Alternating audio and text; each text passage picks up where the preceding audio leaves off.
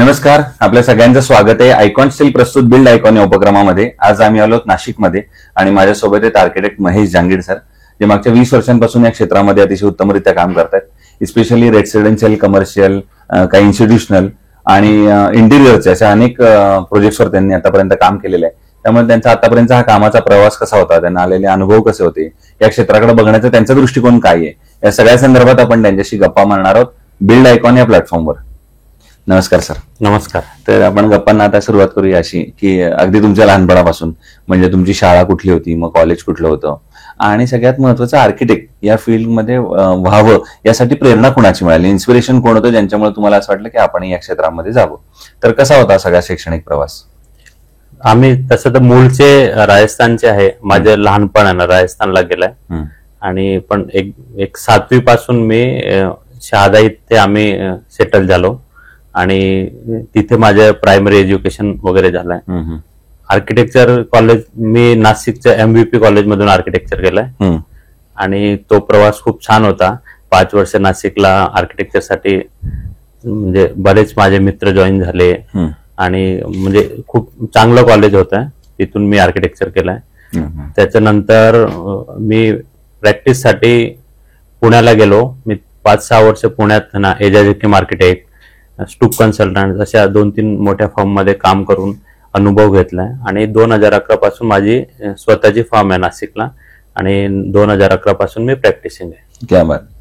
मग आता त्यातला आणखीन एक महत्वाचा टप्पा आहे तो आर्किटेक्टच्या नंतर, म्हणजे शिक्षण झाल्यानंतर. ते म्हणजे एकतर आपण कुठेतरी सर्व्हिस किंवा प्रॅक्टिस करतो, जे तुम्ही आता सांगितलं त्याप्रमाणे, पण त्याच्यानंतर ज्या इंडिव्हिज्युअल कन्सल्टन्सी तुम्ही सुरू केली स्वतःची, तेव्हा जो पहिला प्रोजेक्ट घेतला, तर तो प्रोजेक्ट कुठला होता, तो कुणाचा रेफरन्स मिळाला? कारण सुरुवातीला थोडा स्ट्रगल असतो पहिला प्रोजेक्ट मिळेपर्यंत. तर तो प्रोजेक्ट कसा होता? तो प्रोजेक्ट करताना काही अडचणी आल्या का? कसा होता सगळा तो प्रसंग? ऍक्च्युली जेव्हा स्वतःची प्रॅक्टिस स्टार्ट करण्याच्या आधीच मी पुण्यात असताना माझे जे कॉन्टॅक्ट होते, माझे जे शहाद्याचे मित्र होते, माझे एक मित्र होते, त्यांना हॉस्पिटल बांधायचं होतं.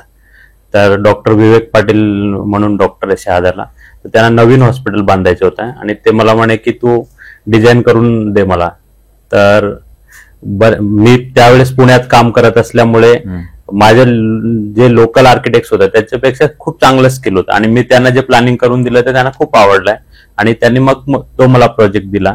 आणि त्याच्यानंतर त्यांचे बरेच जे डॉक्टर फ्रेंड्स होते त्या मित्रांनी मला अजून त्यांचे मित्रांचे प्रोजेक्ट रेकमेंड केले आणि माझी सुरुवात म्हणजे लकीली खूप चांगली झाली. ओके. आणि मग आता मग या क्षेत्रातल्या काही प्रश्नांकडे येऊया आपण. त्यातला पहिला महत्वाचा प्रश्न आहे ते म्हणजे आर्किटेक्ट या फील्डमध्ये प्लॅन या स्टेजचा अतिशय इम्पॉर्टंट असतो. सो प्लॅन या स्टेजचा तुमच्या नजरेतून काय इम्पॉर्टन्स आहे आणि तुम्ही प्लॅनवर कसं काम करता? कुठले प्लॅन करताना ना बरेच लोक आहे ना खूप साऱ्या गोष्टी कॉम्प्लिकेटेड करतात. प्लॅन आपण कोणत्या गोष्टीचं प्लॅनिंग करतो म्हणजे आपण गोष्टी इझी करतो, सुटसुटीत करतो. तर एक म्हणजे फंक्शनल प्लॅनिंग असलं पाहिजे आणि सुटसुटीत, म्हणजे क्लायंटला किंवा जो युजर आहे त्याला त्या गोष्टी इझी गेल्या पाहिजे.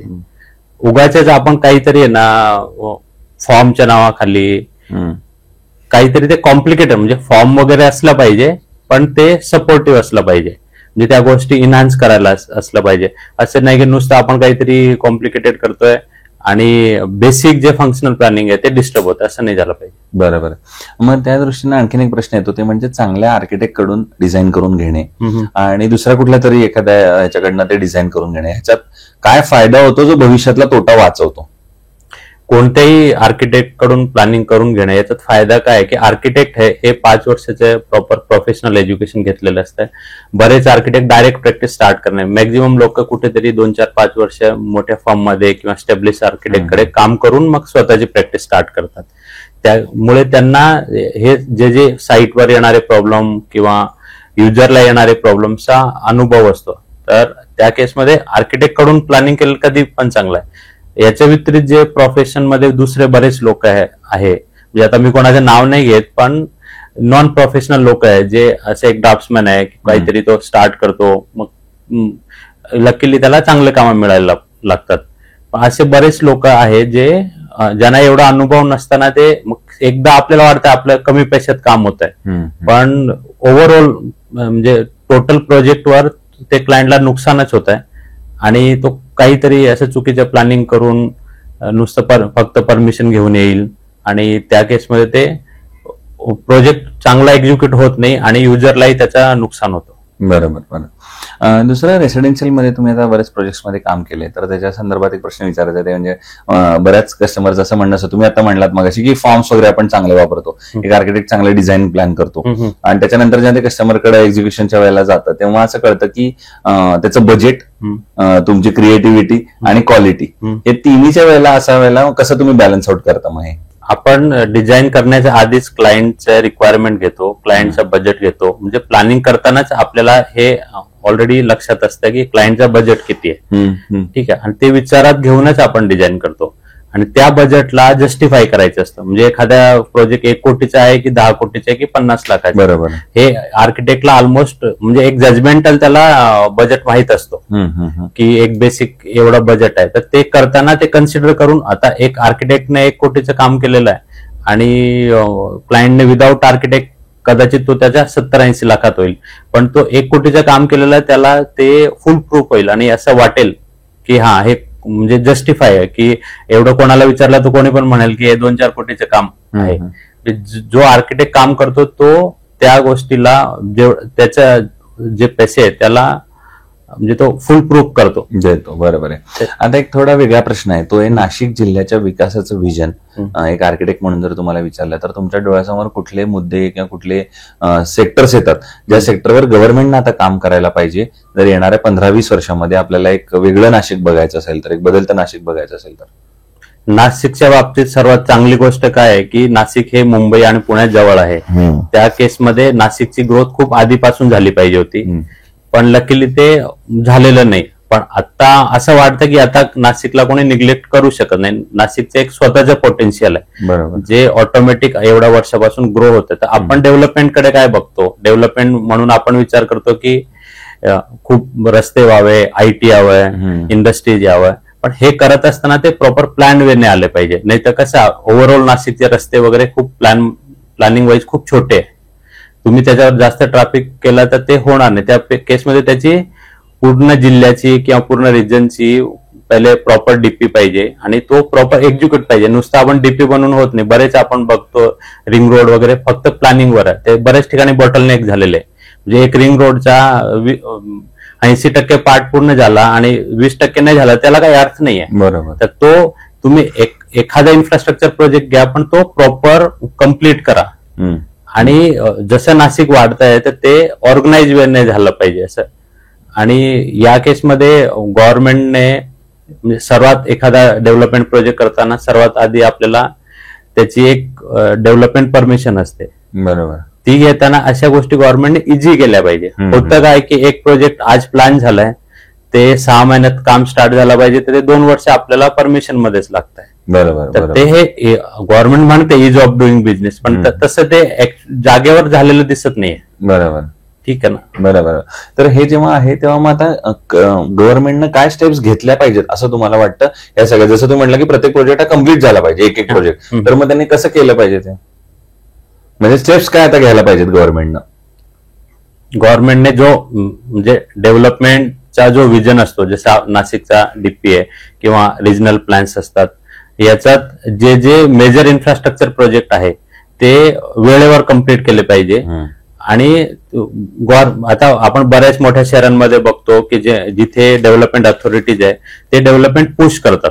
आता आपल्याकडे काय होत आहे की समजा एक गंगापूर रोड बघणार, तिकडे एक डेव्हलपमेंट चालू आहे, ती त्याच्या हिशोबाने चालू आहे. एक इंदिरानगरला बघणार, कुठे पाथर्डीला बघणार, कुठे आडगाव, तर हे असं ऑर्गॅनिकली चालू आहे, आपोआप चालू आहे. तर हे करताना कधी कधी जेव्हा जे प्लॅनर्स आहे त्यांना कळतंय की आता गंगापूर रोडकडे डेव्हलपमेंट त्याला कुठेतरी एंड आहे, तर ती आपण पुश करून पाथर्डीकडे वळवली पाहिजे.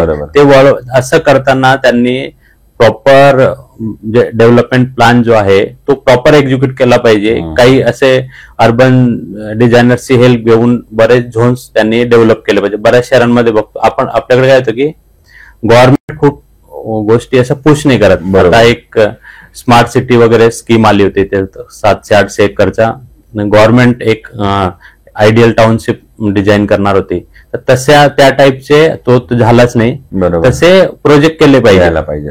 की असा वेल प्लॅन एखादा जरी छोटा तुकडा असेल 500-700 एकरचा, तर लोक मग आता जे गंगापूर रोडकडे वळतायत ते कदाचित पाथर्डीकडे जाणार. म्हणजे सर्व ठिकाणी सिटीच्या चारही बाजूने प्रॉपर डेव्हलपमेंट झाली पाहिजे. आतापर्यंत काम केलेल्या तुमच्या प्रोजेक्ट पैकी आता खरा अवघड प्रश्न आहे, ते म्हणजे सगळ्यात आयकॉनिक प्रोजेक्ट कुठला जो तुम्हाला सगळ्यात जास्त आवडतो आणि त्याची काय स्पेशालिटी आहे? आता मी बरेच 5-6 वर्षापासून बरेच बिल्डर्सचे प्रोजेक्ट करतोय. म्हणजे रेसिडेन्शियल टाउनशिप वगैरे या टाईपचे माझ्याकडे प्रोजेक्ट्स आहे. तर आता रिसेंटली मी राजक्रेस्ट म्हणून एक जायभावी बिल्डर्सचा प्रोजेक्ट केलाय. तो म्हणजे क्वालिटी वाईज पण छान झालाय, डिसेंट प्रोजेक्ट झालाय आणि तो क्लायंटलाही आवडला आणि तिथे राहणाऱ्या लोकांनाही तो त्यांचे रिव्ह्यूज चांगले. वा. आणि आतापर्यंत काम केलेल्या प्रोजेक्टमध्ये असा एखादा प्रोजेक्ट आहे का जो करताना काहीतरी अडचणी आल्या किंवा आव्हान आली आणि त्या आव्हानावर तुम्ही कशी मात केलीत, त्या प्रॉब्लेमवर सोल्युशन कसं काढलं, असं एखादा इन्सिडेंट आठवतोय का? जनरली सर्वच प्रोजेक्ट करताना बऱ्याच अडचणी येतात. ते अडचणीवर मात करणे हेच आर्किटेक्टचे काम आहे आणि ते आम्ही बऱ्यापैकी आता चांगला अनुभव असल्यामुळे ते स्मूथली करतो. बरोबर. खूप म्हणजे माझी प्रॅक्टिस तशी आहे की मी सहसा अडचण येऊ देत नाही किंवा माझ्याकडून तर अडचण करत नाही. दुसरं कन्स्ट्रक्शन मध्ये स्टील सिलेक्ट करताना तुम्ही साधारणपणे काय पॅरामीटर्स बघता आणि मग ठरवता की हे स्टील चांगलं आहे, वापरलं पाहिजे? ऍज अ आर्किटेक्ट म्हणजे स्टील सिलेक्शन चा खूप काही मेजर रोल येत नाही. बरोबर. म्हणजे आमचे स्ट्रक्चरल इंजिनियर बरोबर जनरली स्टील बद्दल डिसाईड करतात. ओके.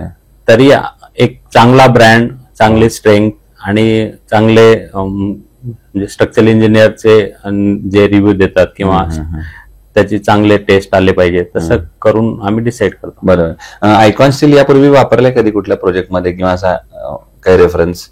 आता जे रनिंग प्रोजेक्ट आहे एक आम्ही रवींद्र बिल्डर्सचा पांडव क्लब म्हणून प्रोजेक्ट केलाय, तिकडे आयकॉन स्टील वापरलाय. आता हे राजक्रेस्ट मी तुम्हाला सांगितलं तिकडे आयकॉन स्टील वापरलाय. आयकॉनच्या सर्व्हिस, डिलिव्हरी, अवेलेबिलिटी बद्दल काय सांगणार? सर्व्हिस खूप चांगली आहे. डिलिव्हरेबिलिटी आता ते क्लायंटच सांगू शकतील, पण सहसा म्हणजे क्लायंट कडून चांगले रिव्ह्यू झालेले. बरोबर आहे. आणि आता अगदी लास्ट प्रश्न ते म्हणजे या क्षेत्रामध्ये आता जे नवीन तरुण आर्किटेक्ट येतात, यंग आर्किटेक्ट येतात, फ्रेशर्स येतात, त्यांना तुम्ही काय सल्ला द्याल या क्षेत्रात येण्यापूर्वी? जे नवीन आर्किटेक्ट या क्षेत्रात येत आहे त्यांना माझा एकच सल्ला राहील की या फील्डमध्ये खूप पेशन्स लागत आहे. म्हणजे हे आजकाल काय होतं की बरं सोशल मीडियाचा जमाना आहे, पास आउट झालेल्या आर्किटेक्ट्सना असं वाटतं की आजच आपण आहे ना फेमस व्हावं, पण हे खूप मेहनतीचे फील्ड आहे. इथे तुम्हाला खूप काम करून एक्सपिरियन्स घेऊन हे ग्राफिक डिझाईन नाही आहे की तुम्ही डिझाईन केलंय आणि ते 2-4 महिने 6 महिने एखाद्या मीडियामध्ये चालणार आहे. हे तुम्ही एखाद्या लाईफ लॉंग प्रोजेक्ट करताय जिथे राहणारा माणूस कदाचित 30 वर्ष 50 वर्ष तिथे राहणार आहे. बरोबर. तर ते प्रॉपर डिझाईनही झालं पाहिजे, प्रॉपर एक्झिक्युटिव्ह झालं पाहिजे, तसं तुम्ही अनुभव घेऊन स्टार्ट करा. बरोबर. नक्कीच. सो ते आर्किटेक्ट महेश जांगीड सर, आणि त्यांनी सांगितलं त्याप्रमाणे आधी या क्षेत्रामध्ये चांगला अनुभव घ्या, मग या क्षेत्रात या. मग या क्षेत्रात तुम्ही अतिशय उत्तमरित्या काम करू शकाल. पुन्हा एकदा सर आपल्या मनापासून आभार, तुम्ही आलात आणि भविष्यात सुद्धा असेच उत्तम आयकॉनिक प्रोजेक्टची निर्मिती आपल्या हातून व्हावी याच आयकॉन स्टील तर्फे मनपूर्वक शुभेच्छा. धन्यवाद. आयकॉन स्टीलचं मी मनापासून धन्यवाद करतो की त्यांनी आम्हाला इथे बोलून आपले मत व्यक्त करायचा संधी दिली. धन्यवाद. थँक्यू.